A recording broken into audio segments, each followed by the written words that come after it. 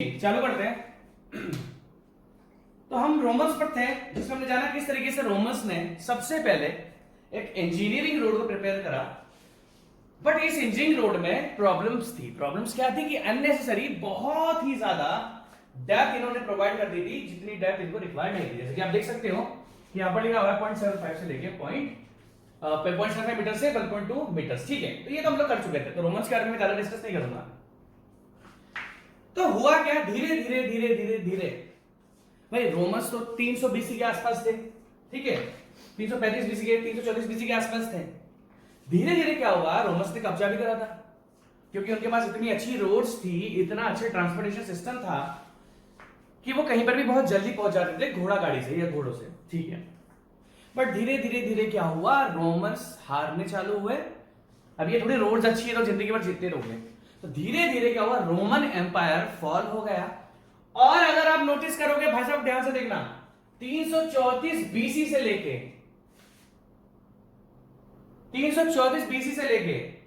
18th century तक road में कोई भी चेंज नहीं मिला। दैट मींस 334 बीसी से लेकर 312 बीसी से लेकर 18th सेंचुरी तक कोई भी रोड में चेंज नहीं हुआ। जिस तरीके से रोमन्स रोड बना रहे थे वो ही प्रोसीजर फॉलो होता गया। अननेसेसरी आपने रोड पेवमेंट की जो थिकनेस थी वो आपने बहुत ज्यादा दे दी थी। और साफ साफ अगर शब्दों में बोलूं, आज की भाषा में बोलूं, तो बहुत ही ज्यादा एक्सपेंसिव स्ट्रक्चर था रोमन्स का। फिर क्या हुआ, फिर आए हमारे ट्रेसिंग। फिर आए, दैट मींस हम बोल सकते हैं कि 18th सेंचुरी तक कोई भी रोड में डेवलपमेंट नहीं हुआ क्योंकि रोमन्स का कल्चर क्या था। रोमन्स ने बोला कि जो भी लोड लगेगा वो मेरी पूरी रोड पेवमेंट ही झेलेगी। अब देखना है बात ध्यान से, ट्रेसेगी और रोमन्स में डिफरेंस क्या है। रोमन्स ने ये सोचा था कि जितने भी मैं अपनी फर्स्ट लेयर, समम, डोजम, न्यूक्लियस, रूडस, स्टेटमेंट, ये चारों लेयर ही लोड को झेलेंगी। ट्रेसेगी ने बोला कि मैं अपनी रोड पेवमेंट को लोड झेलने के लिए क्यों बनाऊं जब उसके नीचे सॉइल है। तो उसने क्या बोला, ट्रेसेगी ने बोला कि आप, रोमन्स ने क्या गड़बड़ करी थी कि उन्होंने रोड की पेमेंट इतनी ज्यादा दे दी थी कि जितना मटेरियल इसके अंदर होगा, जो लोड होगा ना भाई, जो मटेरियल तो स्ट्रेस जनरेट करता है। दुनिया में हर मटेरियल स्ट्रेस जनरेट करता है।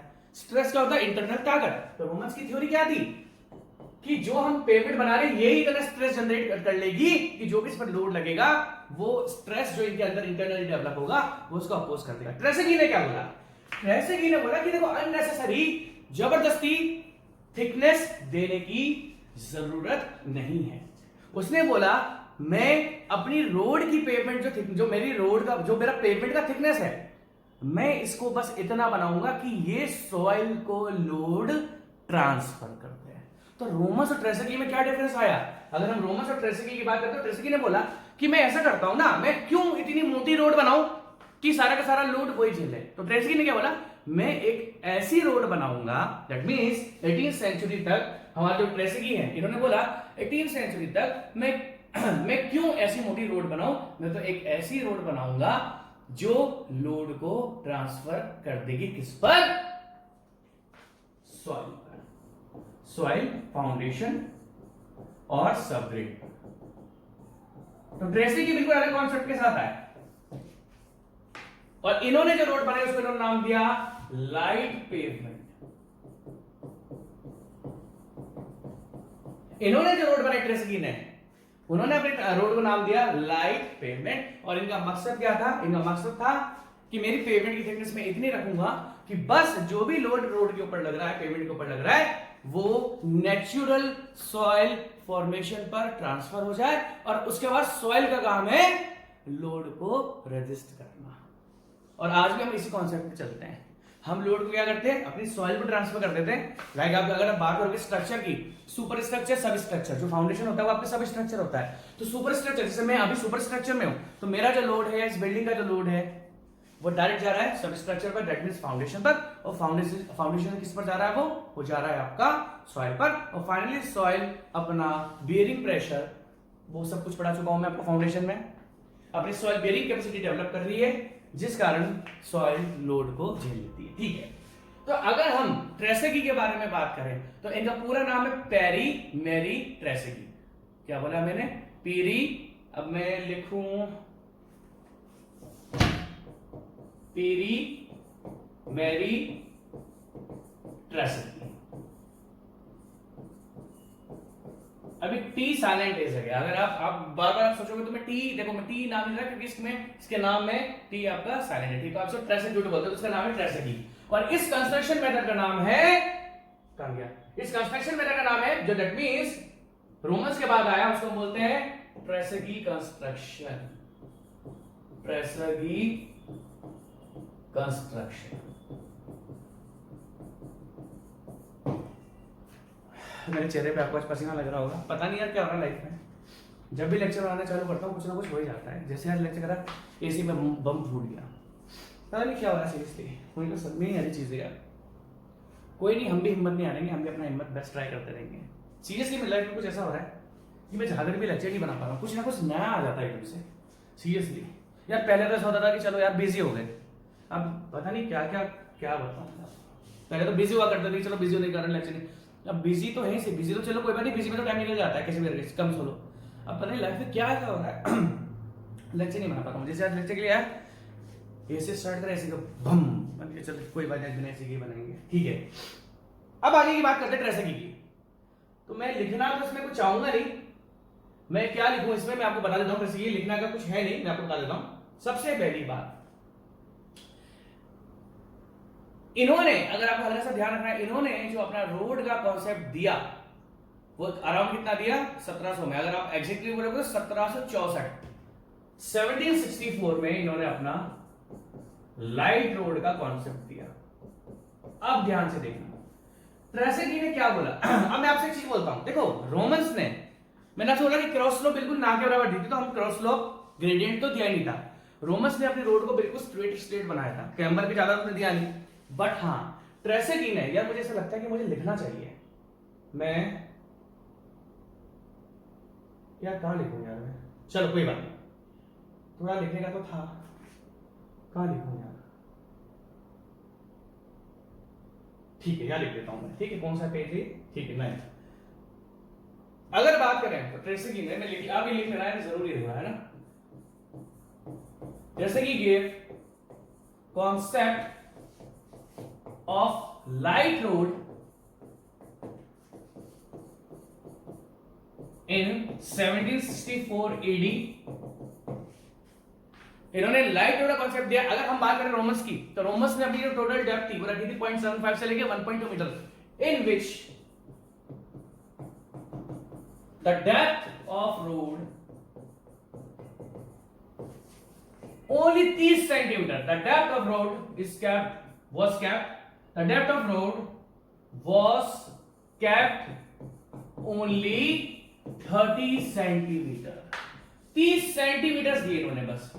इन्होंने जो रोड की डेप्थ दी, इन्होंने जो रोड की डेप्थ रखी वो ओनली 30 सेंटीमीटर की। और रोमन्स ने क्या रखा था? रोमन्स क्या करते थे कि जो रोड बनाएगी वही स्ट्रेस झेलेगी, वही लोड को झेलेगी। ट्रेसेगी ने बोला नहीं, मैं इतना बनाऊंगा कि जो लोड है वो ट्रांसफर हो जाए कहां तक? आपकी नेचुरल सॉइल फॉर्मेशन पे, ठीक है। अब देखना, अब ट्रेसेगी ने आपके क्रॉस, अब देखो ट्रेसेगी ने क्या करा, अब ध्यान से देखना। ऐसा नहीं है कि ट्रेसेगी ने क्रॉस स्लोप, ट्रेसेगी ने सबसे पहले फाउंडेशन, जो हमारी फाउंडेशन सॉइल होती है जिसको हम सबग्रेड बोलते हैं, उसको प्रिपेयर करा और उसमें प्रोवाइड करी क्रॉस स्लोप। अब आप अगर मैं आपसे पूछूं क्रॉस स्लोप क्या होता है? कैम्बर। कैम्बर क्या होता है मैं आपको बता देता हूं, 1/45। ट्रेसेगी ने क्या करा, अब आप ध्यान से देखना, मैं आपको दिखा देता हूं कहां पर है वो, 5, ठीक है। छठा, अगर आप ध्यान से देखोगे तो ऊपर वाला ट्रेसेगी है, उसके बाद टेलफोर्ड है, उसके बाद मैगेडम है। हम आज भी ये फॉलो करते हैं। हाँ, ये मॉडिफाई हो चुका है मैगेडम मेथड, बट आज भी हम मैगेडम मेथड को फॉलो करते हैं। अगर मैं आपसे अब आगे की बात डिस्कस करूं, सबसे पहली बात क्या करा, अब ध्यान से देखना, ध्यान से देखना। इन्होंने क्या करा, ये देखो कर्व दिख रहा है, ये देखो, इन्होंने cross slope camber. Cross slope camber क्या होता है कि हम रोड के सेंटर से लेके आउटवर्ड डायरेक्शन में, रोड का सेंटर ये है और ये आउटवर्ड डायरेक्शन है, तो रोड के सेंटर से लेके आउटवर्ड डायरेक्शन में हम एक कर्व, एक स्लोप प्रोवाइड करते हैं। क्यों प्रोवाइड करते हैं? ताकि अगर पानी आ जाए रोड पर तो वो बहकर, अगर आप ध्यान से देखोगे तो ये देखो, ये इनके ड्रेन्स बने हुए हैं, तो जो भी पानी आएगा वो यहां से होता हुआ, यहां से होता हुआ, यहां से होता हुआ यहां पर आएगा और पानी को हम ड्रेन कर देंगे। तो ट्रेसेगी ने अपनी रोड्स में क्रॉस स्लोप को प्रोवाइड कराया था। और क्रॉस स्लोप कितनी थी अगर हम बात करें, अब ध्यान से देखना आप लोग, अगर हम लोग बात करें क्रॉस स्लोप कितनी थी 1/45। अगर मैं आपसे 1/45 का डिस्कस करूं, अब देखो मैंने आपको पहले भी क्रॉस स्लोप बताया भाई, क्रॉस स्लोप होता क्या है मैं आपको बता देता हूं। ये रिप्रेजेंट करता है पहले वर्टिकल, अब ध्यान से देखना मैं आपको पूरा समझाऊंगा, है ना, और ये है आपका हॉरिजॉन्टल, क्योंकि ये बहुत लोगों को कंफ्यूजन होता है। अब देखना क्या होता है, जैसे कोई भी यूनिट ले लो आप, मान लो हमने एमएम ले लिया, तो 45 मीटर पर, अब देखना मान लो 45 एमएम है, 45 एमएम पर 1 एमएम आ जाएगा। अब ध्यान से देखना, फिर अगले 45 एमएम पे 1 एमएम, जैसे 1 एमएम तो पहले से था, 1 एमएम इस पर और जुड़ जाएगा, फिर अगले 45 एमएम पे 2 एमएम तो पहले से, तीसरे एमएम, तो इस तरीके से देखो ये एक देखो, इसको बोलते हैं क्रॉस स्लोप। दैट मींस क्या रिप्रेजेंट कर रहा है कि हर 45 हॉरिजॉन्टल यूनिट्स में 1 वर्टिकल यूनिट बढ़ रही है। कैसे मतलब, पहले 45 एमएम में 1 एमएम बढ़ा, फिर अगले 45 एमएम गए, तो ये देखो 45 प्लस 45 कितना हो गया 90, तो 90 में कितना बढ़ जाएगा, जब 1 में 45 बढ़ रहा है तो 2 में कितना बढ़ेगा 90, और 3 में कितना बढ़ेगा 45 मल्टीप्लाई बाय 3। तो इस तरीके से क्रॉस स्लोप होती है। अब ध्यान से देखना, अब ध्यान से आप देखना, तो इन्होंने क्या करा, सबसे पहले अपनी सबग्रेड को प्रिपेयर करा, उसको कॉम्पैक्ट करा, वही लूज सॉइल निकाली। देखो कोई भी इतना बेवकूफ नहीं था कि डायरेक्ट उन्होंने लूज सॉइल पर ही अपनी पेवमेंट को बना दिया, रोड को बना दिया। उन्होंने सबसे पहले सॉइल को रिमूव करा, और जब आपकी हार्ड सॉइल आ गई तो हार्ड सॉइल में आप ध्यान से देखना, हार्ड सॉइल में उन्होंने अपनी सबग्रेड को प्रिपेयर करा, और उन्होंने अपनी सबग्रेड को प्रिपेयर करने के बाद दी क्रॉस स्लोप। अब ये देखो ये क्रॉस स्लोप, अब आपको बहुत ज्यादा ध्यान से देखना पड़ेगा, क्योंकि जो मैं आपको चीजें बताऊंगा वो बुक्स में लिखी हुई, आप चाहे आईईएस की बुक्स उठा लो, कोई सी उठा लो, किसी में भी वो चीजें लिखी हुई नहीं है। ठीक है जी, अब ध्यान से देखना, इन्होंने क्या करा, सबसे पहले प्लीज मैं इसमें रिक्वेस्ट कर रहा हूं, देखो मैं आपको चीज बता रहा हूं कि मेरी लाइफ बनानी ऐसी हो गई है कि मेरी लाइफ फेवरेबल ही नहीं है लेक्चर्स बनाने के लिए, बट फिर भी मैं हिम्मत करके बना रहा हूं, तो रिक्वेस्ट है आप भी थोड़ा कुछ सुनने की कोशिश करना, ठीक है। दिस इज सबग्रेड और फाउंडेशन, ध्यान से देखना, सबसे पहली लेयर फाउंडेशन, सबग्रेड प्रिपेयर कर ली और उसमें क्रॉस स्लोप प्रोवाइड कर दी 1/45 की, इसमें लिखा हुआ नहीं है, मैंने आपके लिए लिख दिया। उसके बाद इन्होंने स्टोन्स की 3 लेयर को प्रिपेयर करा, कौन कौन सी, अब ध्यान से देखना, ध्यान से देखना, first layer, second layer and ये आपकी थर्ड लेयर। भाई सबसे पहले अगर हम बात करें 4 लेयर हो गई, ठीक है। अब ध्यान से देखना, देखना सबसे नीचे आ गई आपकी foundation oblique subgrade, foundation oblique subgrade हो गई। अब सेकंड लेयर, मतलब नीचे से, मतलब फाउंडेशन के ऊपर जो आपने लेयर रखी हुई है, ठीक है, और इसको हम क्या बोलते हैं, देखो ध्यान से देखना, ध्यान से देखना, जिसको हम क्या बोलते थे, सब बेस। फिर सब बेस के ऊपर क्या आता था, बेस कोर्स, और बेस कोर्स के ऊपर क्या आता था, surface bearing course, binder course तो मैंने आपको बताया देखा है। तो सबसे नीचे पहले फाउंडेशन हो गई, सबग्रेड, सबग्रेड के ऊपर सब बेस, सब बेस के ऊपर बेस, और बेस के ऊपर बियरिंग कोर्स। अब ध्यान से देखना आप लोग, सबसे पहले क्या करा, फाउंडेशन और सबग्रेड को रेडी कर लिया और क्रॉस स्लोप प्रोवाइड कर दिया 1/45 का मतलब क्या होता है कि हर एक 45 एमएम पर, हर एक 45 एमएम या हर एक 45 यूनिट ऑफ हॉरिजॉन्टल, अब वो एमएम हो चाहे सेंटीमीटर हो चाहे मीटर हो चाहे किलोमीटर हो, हर एक 45 हॉरिजॉन्टल पर एक वर्टिकल बढ़ेगा। तो 2 45 यहां पर हो गए, तो समझ में आ गई बात, ये ठीक है। इसके बाद इन्होंने बड़े बड़े पत्थर, अब ध्यान से देखना, सेकंड लेयर दैट मींस सब बेस पे इन्होंने यूज करे large stones of size 200 mm। अगर आप लोग ध्यान से देखोगे तो यहां पर देखो ये सबग्रेड है, फाउंडेशन है, उसके ऊपर ये देखो बड़े बड़े पत्थर, ये देखो बड़े बड़े पत्थर, ये बड़े बड़े पत्थर आपको दिख रहे हैं, इनकी जो साइज है वो कितनी है, 200 mm के बड़े बड़े साइज के पत्थर इन्होंने आपके यूज करे, और इसकी थिकनेस जो उन्होंने रखी, अब ध्यान से देखना, ये जो थिकनेस है ये है कितनी, 8 इंच। आप देखो जो नीचे सब बेस वाले स्टोन्स है, अब ध्यान से देखना, बड़ी गलती होगी, मैंने एक पेज में छोड़ना चाहिए था। दैट मींस सब बेस में उन्होंने बड़े बड़े पत्थर यूज करे, हाथों से रखे उन्होंने पत्थर अच्छे से, कितने साइज के, 200 mm के, और थिकनेस कितनी, 8 inches, thickness 8 inches, around 20.32 centimetres, 20.32 centimetres, 20.32 लेना है, क्योंकि मैंने 20.32 को थोड़ा सा अच्छे से नहीं लिखा, ठीक है। अब बेस कोर्स में देखो सबसे नीचे हमारा फाउंडेशन था, उन्होंने क्या करा, कॉम्पैक्ट करा, क्रॉस फ्लो प्रोवाइड करती है 145 में। किसकी बात कर रहा हूं? ट्रेसेकी की बात कर रहा हूं, पीरी मेरी ट्रेसेकी की बात में कर रहा हूं। ये आपकी आईएएस की बुक में डालोगे ना, उसमें भी लिखी हुई नहीं चीजें जितनी मैं आपको चीजें बता रहा हूं, ठीक है। इस साइज वाइज मैं आपको बताता हूं, ये साइज देखना आप, मैंने सब कुछ देखा। ट्रेसेकी ने जो पत्थरों की साइज यूज करी थी ना, वो किसी बुक ने मेंशन ही नहीं कर रखी। आप कोई बुक उठाओ देखना भाई, देखो हमने रोमन्स में भी तो पत्थर की साइज पढ़ी थी, कौन कौन से उन्होंने स्टोन्स की साइज ली है। तो क्या करते हैं लोग, रोमन्स की साइज तो बता देते हैं, बट ट्रेसेकी ने क्या यूज करा था वो साइज कहीं नहीं लिखी होती। ट्रेसेकी ने जो सबसे नीचे सब बेस में अपने स्टोन्स यूज करे, लार्ज स्टोन्स यूज करे, उनका साइज था 200 mm और थिकनेस कितनी थी 8 इंचेस। 8 इंचेस का मतलब होता है 20.32 सेंटीमीटर, ठीक है। उसके बाद जब हम बेस में आते हैं, किसमें, बेस कोर्स में, बेस कोर्स में इसने यूज करे 50 mm के स्टोन, 50 mm स्टोन्स। ध्यान से देखना क्या यूज करे उन्होंने, 50 mm स्टोन। तो सबसे नीचे जो सब बेस था उसकी थिकनेस इन्होंने बहुत ज्यादा रखी, कितनी रखी, 8 इंचेस। उसके बाद जो बेस कोर है वो कितना हो गया आपका, 2 इंच। 2.54 इंटू मतलब हम 5 सेंटीमीटर ले लेते हैं, क्योंकि भाई 1 इंच कितना होता है 2.5 सेंटीमीटर, तो 5 सेंटीमीटर अराउंड हो गया। थिकनेस कितनी होगी, 5 सेंटीमीटर। अब ध्यान से देखना, देखो साइज क्या थी स्टोन्स की, 50 mm, थिकनेस कितनी रखी, 2 इंच, 5 सेंटीमीटर। अभी अब देखते हैं ना, ऊपर का वियरिंग कोर्स जो इन्होंने रखा, उसकी जो साइज थी 25 mm स्टोन्स, लाइमस्टोन यूज कर लिया था। अब देखो पुराने जमाने में हर जगह लाइमस्टोन यूज होता था, सीमेंट तो था नहीं, तो लाइमस्टोन हर जगह यूज कर लिया। मैंने आपको बताया पुराने जमाने का जो सीमेंट है वो लाइम होता है आपका, ठीक है। मैंने आपको बताया लाइम ऑलरेडी बहुत पहले डिस्कवर हो चुका था, इन्वेंट हो चुका था। तो लाइम पिरामिड्स में भी यूज हुआ है लाइम। दैट मींस पुराने जमाने में कभी भी कोई चीज चिपकाई होगी तो वो लोगों ने लाइम से चिपकाई होगी, ठीक है। तो सब बेस हमारा कंप्लीट हो चुका था, बेस कोर्स पर आ गए। तो बेस कोर्स की साइज थे 50 mm, स्टोन्स यूज करे, थिकनेस कितनी थी 5 सेंटीमीटर। वियरिंग कोर्स जो सबसे टॉप लेयर होती है जिस पर आपकी गाड़ियां चलती हैं, उन्होंने इसकी साइज रखी ओनली, थिकनेस रखी 1 इंच। 1 इंच का मतलब क्या होता है, 2.54 सेंटीमीटर। अगर आप एक चीज ध्यान से देखोगे, अब ध्यान से देखना, ध्यान से देखो, ये मैंने आपका ट्रेसेकी का पूरा साइज बता दिया है आपका। ये देखो पूरा का पूरा ट्रेसेकी ने अपनी 4 लेयर में क्या क्या, तो पहले तो साइज बताया मैंने आपको, पत्थर के साइज किसी बुक में लिखे हुए नहीं है, और आप गूगल पे भी सर्च कर लोगे, आप गूगल पे भी सर्च कर लोगे तो गूगल पे भी आपको थोड़ी मेहनत करनी पड़ेगी, आपको साइज मिलेगा नहीं। आप सर्च करके देखो गूगल पे।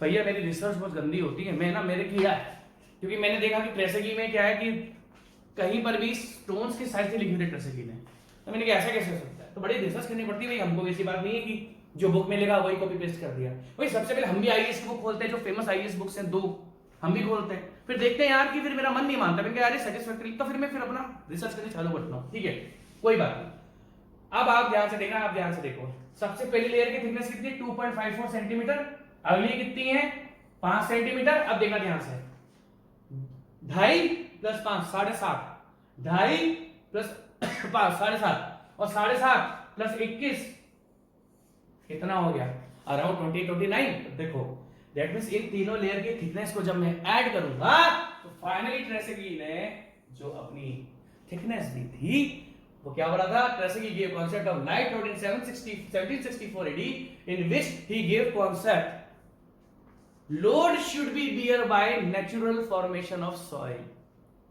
रोमन्स ने तो जबरदस्ती मोटी रोड बना ली थी कि रोड ही झेलेगी लोड को, बट ट्रेसेकी ने क्या बोला, नहीं भाई, लोड को आपको natural formation that means soil पर ट्रांसफर करना है, आप इतनी थिकनेस रखो कि लोड बस अच्छे से ट्रांसफर हो जाए। तो उन्होंने इस तरीके से लोड करा। तो आप सबसे पहले तो ये डायग्राम बनाओ, मैं आपको बताता हूं, ये फर्स्ट वाला जो मैंने बना ट्रेसेकी, इसके बाद हम टेलफोर्ड पे आएंगे, पर टेलफोर्ड से पहले हम करेंगे जॉन मैटकेल्फ, वो लिखा ना कुछ है उसमें बता दूंगा आपको।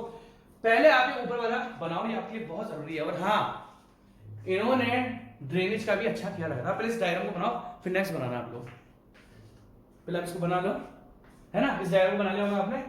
अब आप लिखो इसको, ट्रेसेकी की भी एक चीजें इंपॉर्टेंट है, लिखो यार इसको, लिखो, ठीक है जी।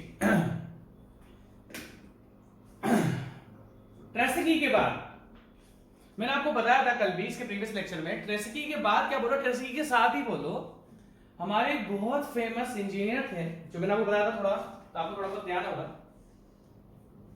मैं आपको पहले फोटोग्राफ दिखा देता हूं उनका। ट्रेसेकी का अपना डेवलप करेगा, ट्रेसेकी भाई सेम टाइम अपना डेवलप कर रहा था, और ट्रेसेकी के साथ एक फेमस इंजीनियर थे इंग्लैंड के, जिनका नाम था जॉन मैटकेल्फ। इनके बारे में आप बुक्स में ज्यादा पढ़ोगे नहीं, मैं आपको आइडिया दे देता हूं। जोन मेटकेल, ये बुक्स में आपको मिलता क्यों नहीं मिलता, इसका रीजन भी आपको बताता हूं। क्योंकि ये ट्रेसेगी के साथ के जमाने के हैं, 1717 में अराउंड इन्होंने अपना कॉन्सेप्ट दिया था। अब कहानी इनकी हल्की सी इंटरेस्टिंग क्यों है, इंग्लैंड से थे, मैं आपको इसके बारे में ज्यादा कुछ बताऊंगा नहीं, सेम कॉन्सेप्ट ट्रेसेगी की तरह था। हाँ, ये फेमस कैसे हुए जॉन मेटकेल, क्योंकि मैंने आपको बताया था 6 साल की उम्र में ही ये अंधे हो गए थे। उसके बाद इन्होंने फिर अपने दोस्तों की हेल्प से, होता नहीं है कि पूछते रहते हैं कि भाई यहाँ पर क्या है, यहाँ पर क्या है, ऐसे करते करते करते करते इन्हें पूरा अपना एरिया याद हो गया था। और 40 साल की उम्र में ये इंजीनियर बने, और 40 साल के इंजीनियर जब बन गए, 40 साल की उम्र में जब इंजीनियर बन गए, तो इन्होंने बहुत से स्ट्रक्चर्स को, ऐसा नहीं है, ब्रिज भी बनवाया, कलवर्ट भी बनाया। अब इन्हें एक वर्ड लिया कलवर्ट, कलवर्ट मैं आपको आगे बताऊंगा। कलवर्ट एक बहुत बड़ा चीज है। कलवर्ट क्या होता है, बॉक्स कलवर्ट, ये मैं आगे बताऊंगा। मतलब इन्होंने अलग अलग स्ट्रक्चर्स भी दिए, बस आप फेमस इसलिए थे कि अंधे होने के बावजूद भी इन्होंने रोड का कंस्ट्रक्शन 40 साल की उम्र में कराया, और बिगड़े भी बीच में सी बात नहीं है। इनकी बहुत लंबी कहानी मुझे पता है, शादी हुई, शादी थोड़ी बिगड़ी भी सही थी, बट उस कहानी पर जाने का कोई फायदा नहीं है। मेरे को तो इसकी पूरी कहानी थोड़ा पता है अच्छी खासी, बट उनको डिस्कशन करना हमारा सब्जेक्ट का टॉपिक नहीं है कि इनकी क्या स्थिति क्या नहीं थी। बट हाँ, अंधे होने के बावजूद भी इन्होंने 290 इंग्लैंड में 290 किलोमीटर रोड इन्होंने बनवा दी थी, जिसके लिए इनको बहुत, इनका नाम बहुत ज्यादा हो गया था कि भैया अंधे होने के बावजूद भी, देखो इनकी आंखें आप देख रहा हो बंद सी दिख रही है, ये तो स्केच है, गूगल पे मिल जाएगा आपको, ठीक है। और इनको एक नाम दिया गया था, ब्लाइंड जैक्स ऑफ नेयर्स बोरो। क्या बोला मैंने, ब्लाइंड जैक ऑफ नेयर्स बोरो। तो इनको आप बोल सकते हो कि ब्लाइंड जैक इनको नाम दिया गया था, ऐसा कुछ है नहीं, ब्लाइंड जैक तो ऐसा सच कुछ है नहीं बनाने लायक, बट हाँ याद रखना जॉन मेटकेल भी एक हमारे इंजीनियर थे, ठीक है। जॉन मेटकेल के बाद जिन्होंने थोड़ा बहुत अच्छा कॉन्सेप्ट दिया, उनका नाम था टेलफोर्ड। क्या नाम था, टेलफोर्ड। इसके कंस्ट्रक्शन में बोलते हैं टेलफोर्ड कंस्ट्रक्शन, टेलफोर्ड कंस्ट्रक्शन। इन सब के कंस्ट्रक्शन थोड़े थोड़े अपने तरीके से फेमस थे। Telford construction. अब मैं आपको टेलफोर्ड के बारे में बताता हूं। सबसे पहले बात है स्कॉटिश इंजीनियर थे, ठीक है। अराउंड इनका जो हम बोले कब से लेके कब तक जिंदा था, 1757 से लेके 1831, 1757 से लेके इनका 1831 के दौरान इन्होंने अपनी रोड को दिया था, ठीक है। अगर आप देखोगे ध्यान से तो हमारे ये जो है ट्रेसेगी, जो हमारे ट्रेसेगी है, ठीक है, हल्के से इनके पहले हैं। ट्रेसेगी क्या, अराउंड 1764 में इन्होंने अपना कॉन्सेप्ट दे दिया था, 1717 में इनका बर्थ था। पर ट्रेसेगी से थोड़ा सा बात, कितना, अराउंड 1831 के इस रेंज के बीच में इनका जन्म है। तो इनके जन्म के बीच में कहीं ना कहीं इन्होंने अपना रोड कॉन्सेप्ट दिया होगा। ट्रेसेगी, देखो जॉन मेटकेल और ट्रेसेगी तो साथ के थे, है ना। जॉन मेटकेल को अपना अलग कर रहे थे, ट्रेसेगी अपना अलग कर रहा था। बट इन दोनों के बाद जिसने रोड को अच्छे से कॉन्सेप्ट बताया, अभी आपने एक चीज नोटिस नहीं करी, मैं आपको दिखा देता हूं। जिसने अपना कॉन्सेप्ट दिखाया रोड कंस्ट्रक्शन के लिए, जिसका थोड़ा अच्छा से नाम माना आता है, वो है टेलफोर्ड। अब अगर मैं इसके बारे में खास बात करूं टेलफोर्ड के बारे में, आप इसे ध्यान से देखना। देखो ट्रेसेगी पहले आए, ट्रेसेगी के बाद टेलफोर्ड आए, और टेलफोर्ड के बाद आए मैकडम। अगर आप इन तीनों में डिफरेंस ध्यान से देखोगे तो नीचे का, देखो अगर हम ट्रेसेगी की बात करें तो नीचे के रोड का जो फाउंडेशन है, इसमें स्टोन्स बहुत बड़े बड़े लगाए हुए हैं। फिर आप थोड़ा और नीचे आओगे तो देखो स्टोन्स की थिकनेस थोड़ी कम हो गई। और अगर आप मैकडम पर आओगे, मैकडम को बोला था साइंटिस्ट ऑफ मॉडर्न रोड्स। वो रोड जो हम आज भी फॉलो करते हैं ना, वो हमारी मैकडम ने दी, जॉन, इनका भी बताऊंगा आगे, आप समझने की कोशिश करो मेरी बात। ट्रेसेगी ने फाउंडेशन स्टोन्स बहुत बड़े बड़े यूज करते हैं, फिर टेलफोर्ड ने अगर इनकी साइज थोड़ी घटा दी, टेलफोर्ड ने इनकी साइज थोड़ी सी घटा दी। बट जब मैकडम ने बोला कि फाउंडेशन में, अब देखना ध्यान से, मैकडम को बोला था फादर ऑफ मॉडर्न रोड या साइंटिस्ट ऑफ मॉडर्न रोड्स। वो मॉडर्न रोड्स जो आज भी हम इन्हीं के कॉन्सेप्ट पे बनाते हैं, हाँ इनके मेथड को हमने मॉडिफाई कर दिया, बट हम इन्हीं को फॉलो करते हैं आज भी। थोड़े थोड़े मेथड मॉडिफाई हो चुके हैं, क्या मॉडिफिकेशन हुआ है मैं आपको आगे बताऊंगा। बट आज भी तो अगर बोला जाए who is the father of modern roads, तो आप क्या बोलोगे, मैकडम। तो मैकडम ने अपने सारे कॉन्सेप्ट दिए थे। बट अभी हम मैकडम पे नहीं आ रहे हैं, अभी हमारा क्या मकसद है, अभी हम किस पर आ रहे हैं, अभी हम जनरली आ रहे हैं टेलफोर्ड पे। अगर आप ट्रेसेगी और टेलफोर्ड पे अगर ध्यान से देखोगे तो देखो इधर जो फाउंडेशन स्टोन्स हैं उसका साइज क्या हो चुका है, छोटा हो चुका है, अराउंड 40 mm मिट्टी इसकी। अब ध्यान से देखना, अगर मैं आपसे आगे की बात डिस्कस करूँ, टेलफोर्ड पर आ जाते हैं, ठीक है। लिखने का तो कुछ है नहीं, मैं आपको जल्दी बताता हूँ। अब अगर हम टेलफोर्ड की बात करें, किसकी बात करें, टेलफोर्ड कंस्ट्रक्शन की, तो इसका ईयर आपको थोड़ा दिख रहा होगा 1757 से 1831, ठीक है। इन्होंने रोड की जो विड्थ रखी, सबसे पहले इन्होंने बहुत, अब ध्यान, मतलब ऐसा कुछ बताने का नहीं है, मैं आपको सबसे इंपॉर्टेंट पॉइंट बताता हूं। क्रॉस स्लोप, वो स्लोप सब कुछ प्रोवाइड कर दी इन्होंने। अब ध्यान से देखना, मैं इस डायग्राम पर आता हूं, आप लिखोगे भी नहीं टेलफोर्ड को तो कोई फर्क पड़ता नहीं है। टेलफोर्ड ने भी क्या करा, 4 लेयर में बनाया। टेलफोर्ड ने भी, जो हमारा देखो सबसे पहले ये अगर आप देख सकते हो तो ये है इसके foundation stones, first layer foundation stones, 40 mm width इनकी फाउंडेशन स्टोन। अब इस फाउंडेशन इस बड़े बड़े पत्थर लगाए गए थे, पर हाँ ट्रेसेगी से छोटे थे, ट्रेसेगी तो कुछ ज्यादा ही बड़े, 200 mm तक के पत्थर थे, इनके 200 mm विड्थ के पत्थर नहीं थे, तो 40 mm 50 mm तक के पत्थर इन्होंने यूज करते फाउंडेशन में, ठीक है। देखते हैं ना ध्यान से, सबसे देखो यहां पर आपको 4 लेयर दिखाऊंगा मैं, देखो एक लेयर तो ये 2 लेयर सेम होती है, ये 2 लेयर आपकी सेम होती है, और ये आपकी 4th लेयर, तो ये होगी फर्स्ट फाउंडेशन, ये सेकंड और थर्ड दोनों सेम ही होती है, और 4th होती है आपकी ये। तो देखो 4 लेयर में टेलफोर्ड ने आपका बनाया। सबसे पहले अगर हम बात करें तो टेलफोर्ड ने ट्रेसेगी के जितने फाउंडेशन स्टोन्स बड़े बड़े नहीं लिए थे, बड़े बड़े पत्थर 200 mm के पत्थर लिए हुए थे ट्रेसेगी ने, तो इन्होंने साइज को कर दिया था छोटा, अराउंड 40 mm के पत्थर इन्होंने ले लिए थे फाउंडेशन में। बट अगर हम ध्यान से देखें तो ट्रेसेगी के जो फाउंडेशन स्टोन्स थे, इसकी थिकनेस कितनी थी, 8 इंचेस 20.32 सेंटीमीटर। बट टेलफोर्ड ने, ये डायग्राम बहुत अच्छा है, मैं आपको बता रहा हूं, मैं तो ये समझ में नहीं आ रहा कि मैं आपको ना व्हाइट बोर्ड में कैसे पढ़ाऊंगा, मैं जिंदगी में ना कभी व्हाइट बोर्ड पर पढ़ा नहीं सकता, क्योंकि अब जो दिखता है ना सामने तो दिमाग में ज्यादा चलता है। आप ध्यान से देखना, रोमन्स की तो कहानी अलग थी, रोमन्स का ट्रेसेगी ने क्या करा, नीचे के जो फाउंडेशन स्टोन्स है बहुत बड़े बड़े लेके रखे हुए थे। टेलफोर्ड ने भी फाउंडेशन स्टोन्स दिए, मैं ये नहीं बोलता कि टेलफोर्ड ने फाउंडेशन स्टोन्स नहीं दिए, टेलफोर्ड ने भी फाउंडेशन स्टोन्स दिए, मतलब सब जो आपका सब बेस होता है। बट एक तो इन्होंने पत्थर का साइज भी छोटा कर दिया, पत्थर का साइज भी छोटा कर दिया, और उसकी थिकनेस भी कम कर दिया। अगर आप देख सकते हो तो ट्रेसेगी के जो फाउंडेशन स्टोन्स है वो 200 mm के थे, और थिकनेस कितनी थी, 8 इंचेस। अब यहां से ध्यान से देखना, इन्होंने टेलफोर्ड ने जो फाउंडेशन स्टोन यूज करा उसकी जो थिकनेस थी वो 40 mm थी, तो 40 mm के पत्थर ले लो आप, ठीक है, 40 mm के बड़े बड़े स्टोन्स ले लो, एग्रीगेट तो बोलूंगा नहीं मैं, है ना, वो सब बता देगा मैंने आपको, बॉर्डर्स क्या होता है, कोबल्स क्या होता है, वो अभी हमारा डिस्कशन नहीं है। बड़े बड़े पत्थर यूज करें, बट साइज छोटा रखा, 40 mm का रखा, और थिकनेस कितनी कर दी आपकी, 7 इंच। थिकनेस कितनी कर दी आपकी, देखो वहां पर 8 इंचेस है, और यहां पर इन्होंने क्या कर दी, 7 इंच, ठीक है। अब एक चीज और ध्यान से देखना, उसके बाद जब second layer, second plus third layer आई, ठीक है, तो इसमें इन्होंने यूज करे और 20 mm के स्टोन्स, 20 mm के स्टोन में इन्होंने क्या करा, इसको 2 लेयर में डिवाइड करा, मतलब पहली एक लेयर को कॉम्पैक्ट करा, क्या होता है भाई, जनरली पत्थर रखे, फिर उनको कॉम्पैक्ट करा, उसको फिल करा, जो उनके बीच के गैप्स हैं उसको फिल करा, ठीक है। इन्होंने क्या करा, पहले जो नीचे लेयर है उसको डिवाइड करा 100 mm में, और सेम स्टोन है, ज्यादा कोई डिफरेंस नहीं है, सेम 20 mm के, और इसके ऊपर वाली जो लेयर इन्होंने बनाई वो बनाई आपकी, मतलब अलग अलग लेयर में इन्होंने बनाया इसको 50 mm। मैं आपको भी सब बताऊंगा, अगर आपको कंफ्यूजन हो रहा होगा मैं आपको सब कुछ क्लियर करूंगा, बस आपको दिख रहा है ना, मैं लिखता रहा हूं, ठीक है। सबसे नीचे पहले फाउंडेशन स्टोन्स, ठीक है, उसके ऊपर इन्होंने रखे क्या, 2 प्लस क्या कहते हैं, एक्चुअली यार ये गलत लिखा हुआ है यहाँ पर, ये 7 इंचेस है ना, यहाँ पर गलत लिखा हुआ है, 7 इंचेस नहीं थी, ये जो भी डायग्राम है मैं आपको बता देता हूँ, ये इन्होंने गलत लिखा हुआ है, 7 इंचेस नहीं थी ये, नहीं नहीं नहीं, ये टेलफोर्ड में इन्होंने गलत लिखा हुआ है भैया, टेलफोर्ड का कोई बात नहीं, चलो हम तो अपना करेंगे, ठीक है। अब ध्यान से देखना, मैं आपको बता देता हूँ कोई बात नहीं, इन्होंने थोड़ा बहुत गलत लिखा हुआ है, हमें उससे फर्क नहीं पड़ता, ठीक है।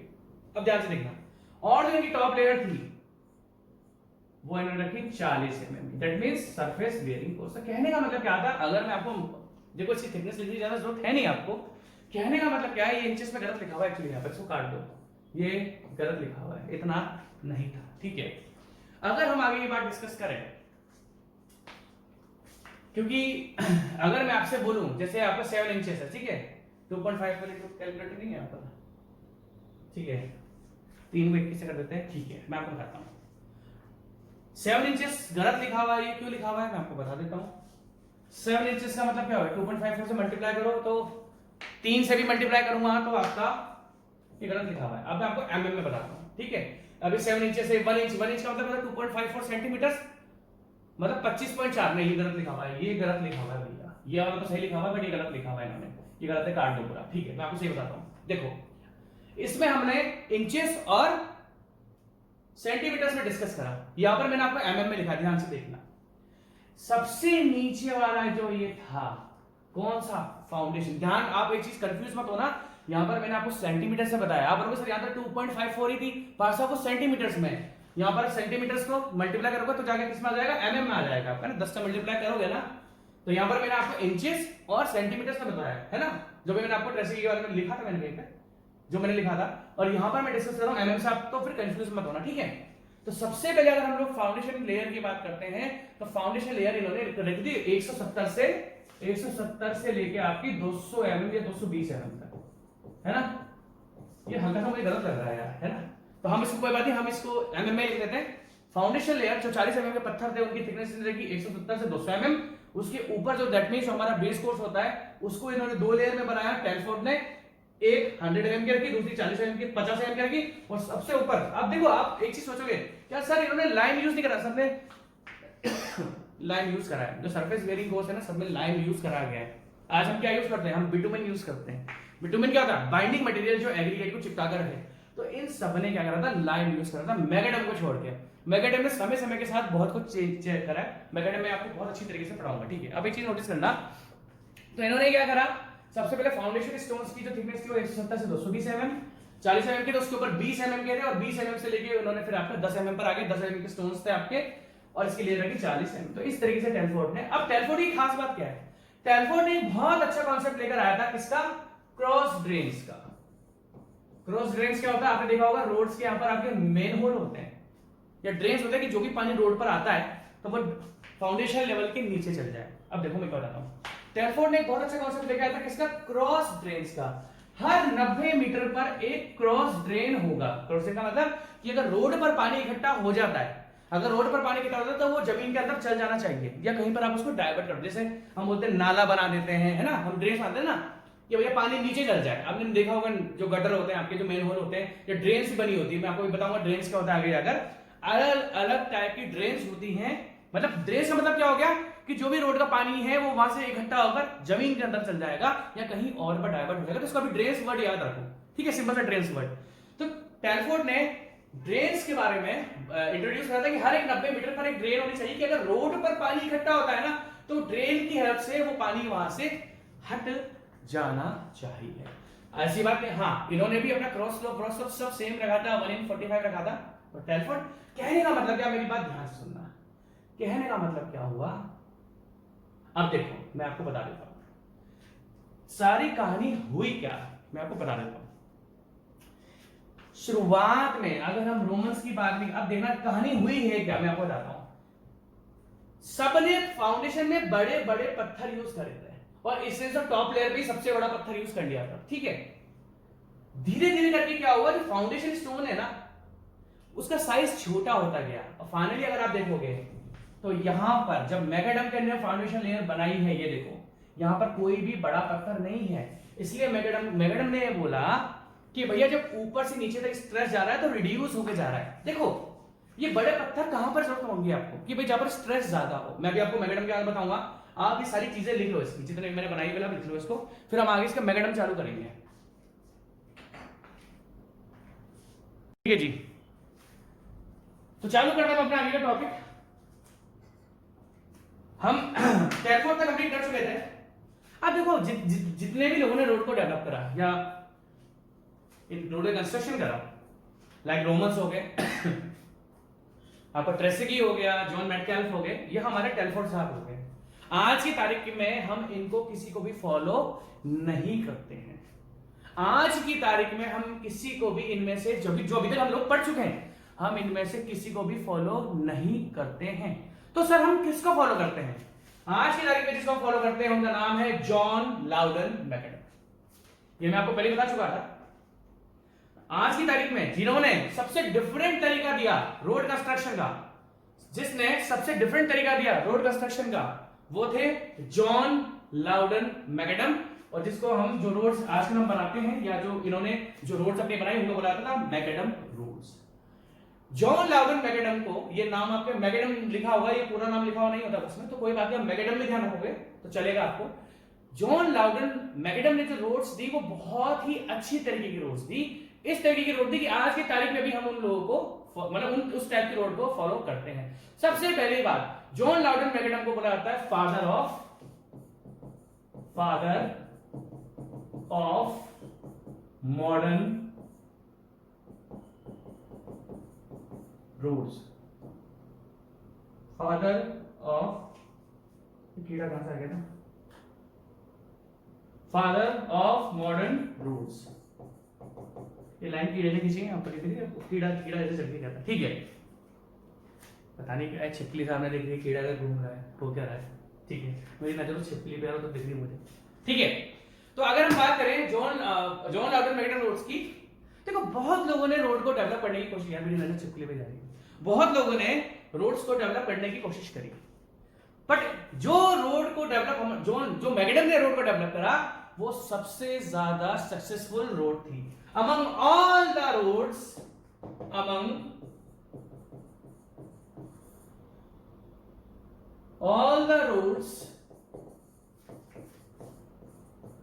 Macadam road was most successful. Macadam road was most successful. जितने भी लोगों ने दी, चाहे रोमस ने दी, चाहे ट्रेसेगी ने दी, चाहे टेलफोर्ड ने दी, चाहे जॉन मेटकाल्फ ने दी, इन सबसे ज्यादा जो सक्सेसफुल रोड हुई वो कौन सी रोड हुई, तो हमारे जॉन लाउडन मैकडम ने हमें रोड दी थी। क्यों दी थी, क्योंकि जॉन लाउडन मैकडम ने बोला, अब मेरी बात आपको ध्यान से देखनी पड़ेगी, मेरी नजर पूरी छिपकली पे जा रही है, गंदी छिपकली है यो, ठीक है। अगर हम इसकी बात करें, अगर आप, अच्छा ये ठीक है, इसको थोड़ा इरेज कर देता हूं, ठीक है। अब आप ध्यान से देखना, देखो ऊपर है ट्रेसेगी की रोड, सबसे पहले ट्रेसेगी ने दी, ट्रेसेगी के बाद टेलफोर्ड आया, टेलफोर्ड के बाद जो साइंटिस्ट जिनका नाम नोटिस करा गया वो है मैकडम। अगर आपने एक चीज बात ध्यान से देखी है तो ट्रेसेगी ने बहुत बड़े बड़े फाउंडेशन स्टोन्स लगाए थे ट्रेसेगी ने बहुत बड़े बड़े फाउंडेशन स्टोन्स लगाए थे। ट्रेसेगी के बाद टेलफोर्ड आया, टेलफोर्ड ने फाउंडेशन स्टोन्स की साइज और थिकनेस थोड़ा कम करी, स्टोन्स फाउंडेशन स्टोन की डेप्थ भी कम करी, बट अगर आप देखोगे तो मैकडम ने कोई भी बड़े बड़े फाउंडेशन स्टोन्स नहीं लगाए हैं। अगर आप देखो ट्रेसेगी ने भी बड़े बड़े फाउंडेशन स्टोन लगाए थे, टेलफोर्ड भाई साहब भी आए, टेलफोर्ड ने भी किसी जल्दी छिपकली, टेलफोर्ड ने भी फाउंडेशन स्टोन्स दिया, मतलब सबसे जो हमारा सबग्रेड होता है, सबग्रेड के ऊपर क्या आता है हमारा सबबेस, सबबेस में ट्रेसेगी और टेलफोर्ड ने बड़े बड़े फाउंडेशन स्टोन्स दिए थे। बट जो हमारे मैकडम भाई साहब आप देख सकते हो कि यहां पर कुछ भी बड़े बड़े स्टोन्स नहीं है। तो सबसे पहली बात, मैकडम ने थ्योरी क्या दी, मैकडम ने थ्योरी दी कि जैसे जैसे रोड पेवमेंट की, मान लो सरफेस वेयरिंग कोर्स पर हमारी जो गाड़ियां, सरफेस वेयरिंग कोर्स पे जो हमारी गाड़ियां होती है उससे लोड हमारे फाउंडेशन पर जाता है, सबग्रेड पर जाता है। तो मैकडम ने क्या बोला, मैकडम ने बोला कि जैसे जैसे हम नीचे डेप्थ, रोड पेवमेंट की डेप्थ की तरफ बढ़ते जाते हैं, जैसे जैसे हम रोड पेवमेंट की डेप्थ बढ़ते जाते हैं, लोड के कारण स्ट्रेस क्या जाता है, कम हो जाता है। देखो मैकडम ने क्या बोला, मैकडम ने बोला कि जैसे जैसे आप सरफेस वेयरिंग कोर्स से, ये मान लीजिए this is surface wearing course, जो टॉप लेयर होती है। अच्छा आपने एक चीज नोटिस करी, मैं जब हिस्ट्री पढ़ा रहा हूं तो मेरे को कितनी ज्यादा टेक्निकल नॉलेज आपको देनी पड़ी। मैंने आपको कंपोनेंट्स बताया हाईवे के, मैंने आपको कंपोजिशन बताई।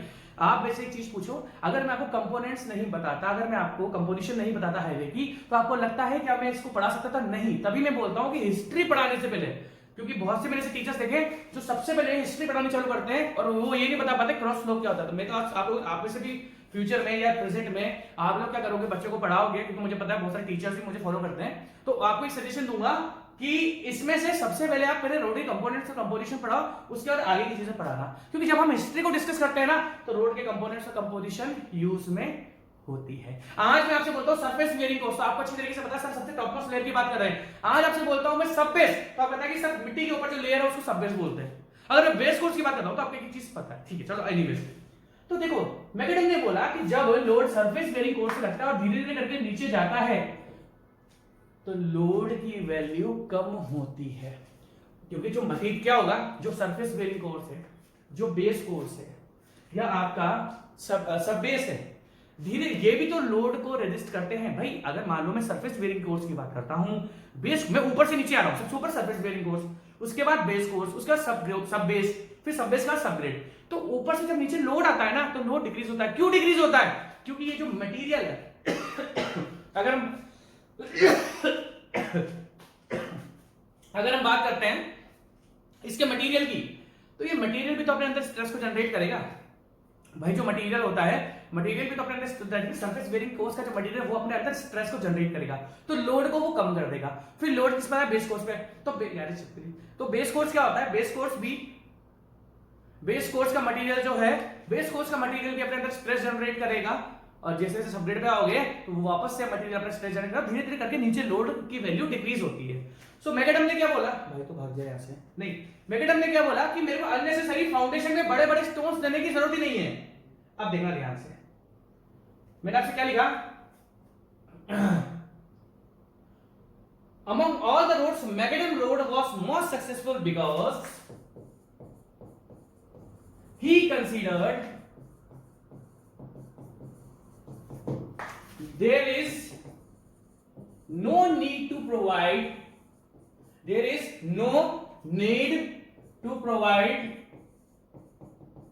large foundation stones. There is no need to provide large foundation stones above the soil as because load intensity get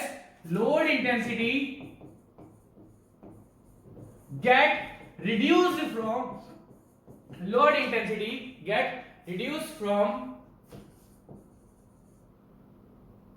top surface to bottom surface,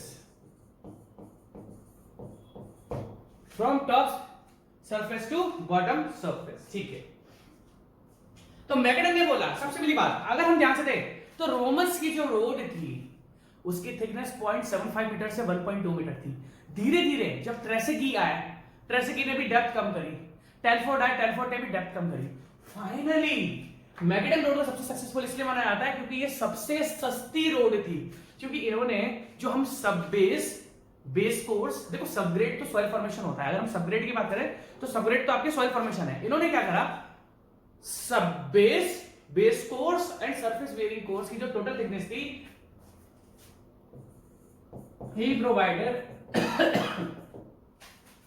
total thickness of, कहां भाग गई, नीचे ना आ जाए, total thickness of 25 centimeters for sub base course and surface bearing course। ठीक है जी।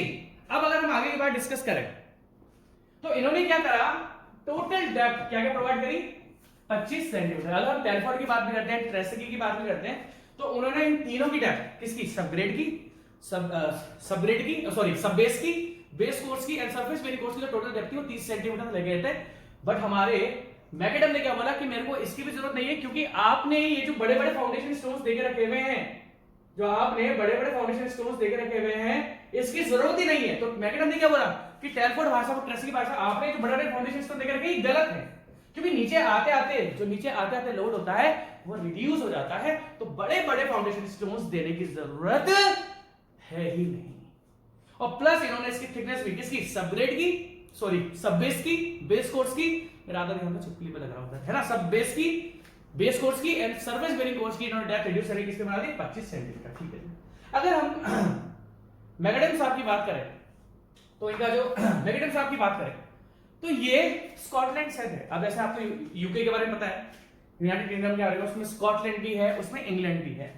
तो अगर हम बात करें तो ये स्कॉटलैंड से थे, और स्कॉटलैंड के बाद ये शिफ्ट हो गए आपका किसमें, इंग्लैंड में। ठीक है, तो अगर हम बात करें कि क्या सर ये कौन से ईयर है, क्या मतलब अगर हम बात करें, देखो आप ध्यान से देखना, अगर हम टेलफोर्ड की बात करें तो टेलफोर्ड का क्या था, किस ईयर से लेके किस ईयर तक थे टेलफोर्ड हमारा 1757 से 1831, 1757 से 1831, इसी दौरान टेलफोर्ड, अब ध्यान से देखना, Telford and McAdam same time के थे।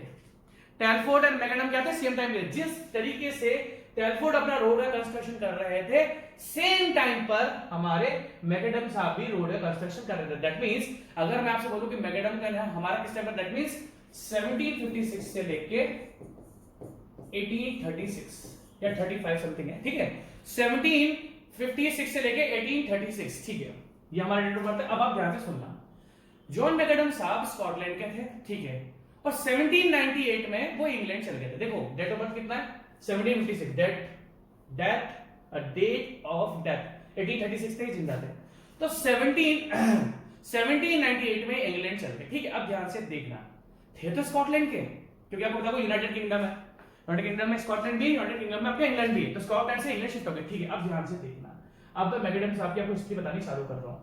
पहली बात तो हमने ये डिस्कस करा कि मैकडम रोड सबसे ज्यादा सक्सेसफुल रोड थी, क्यों, एक तो इन्होंने टोटल थिकनेस को बहुत कम कर दिया, और इन्होंने बोला कि there is no need to provide large foundation stones on the foundation level और over the soil, because load intensity get reduce from top to bottom, ठीक है। 1798 में ये इंग्लैंड चल गए, इन 1815 दैट मींस 1815 में ये, इन 1815, अब ध्यान से देखना, इन 1815 he was appointed as surveyor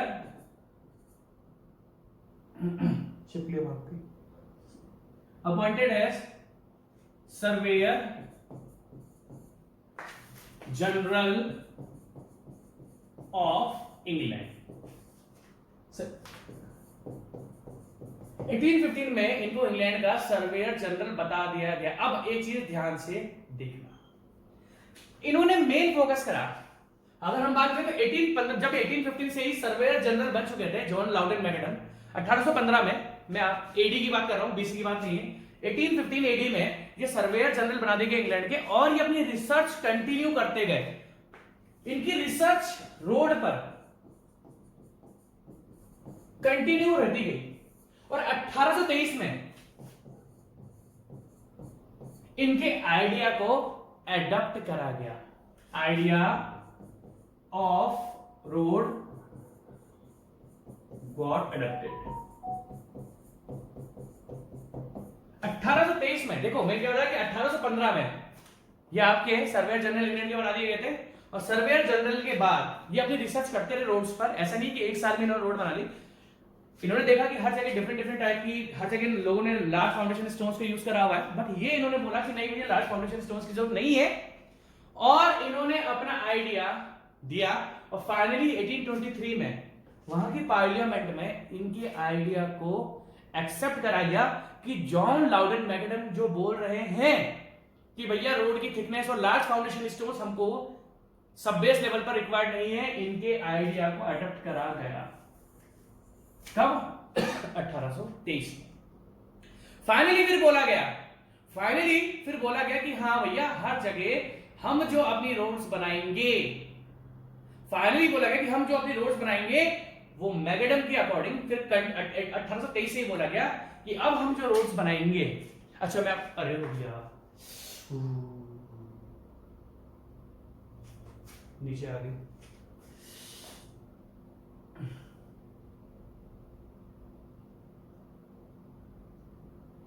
अठारह सौ 23 में बोला गया,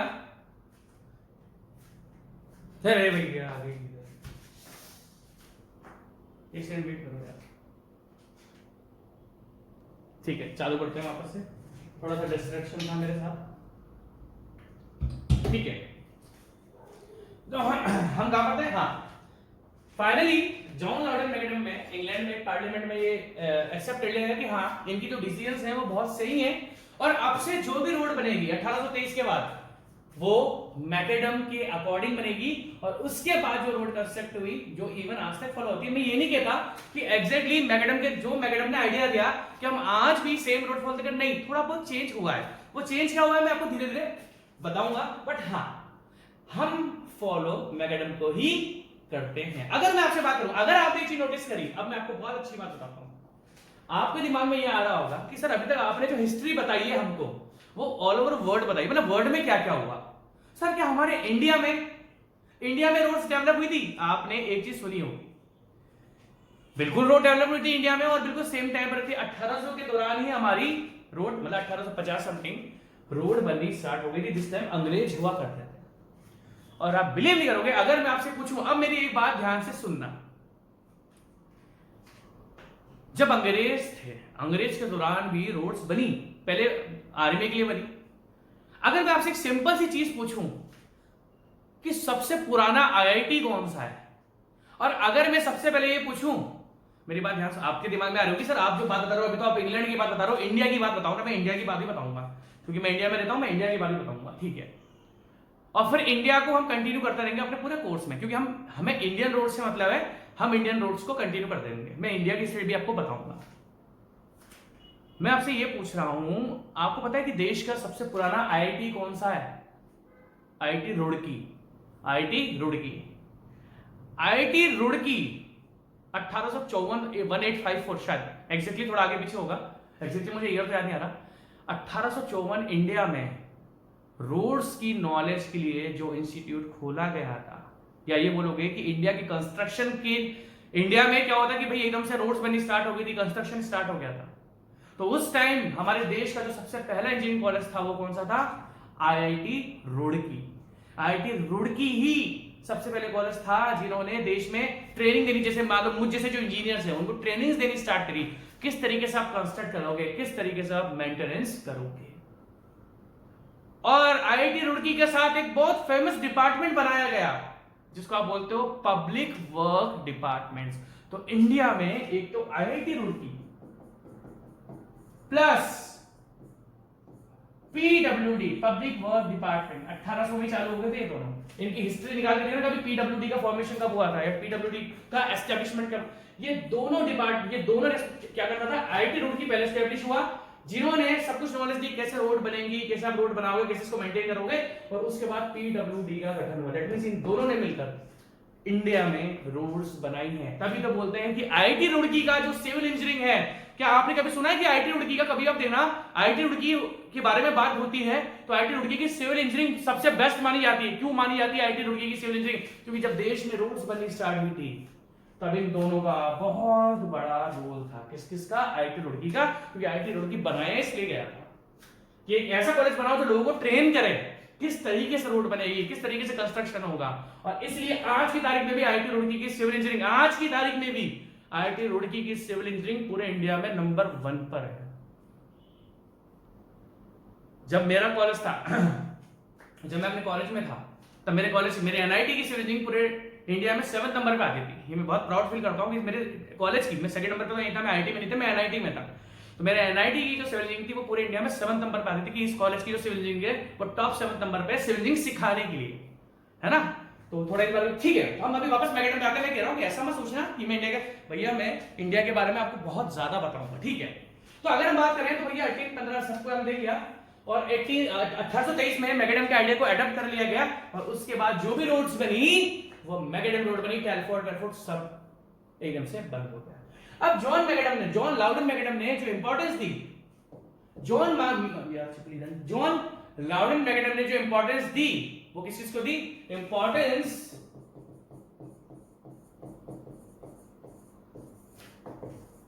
given for John Loudon McAdam ने सबसे ज्यादा इंपॉर्टेंस दी 3 पॉइंट्स पर। किससे?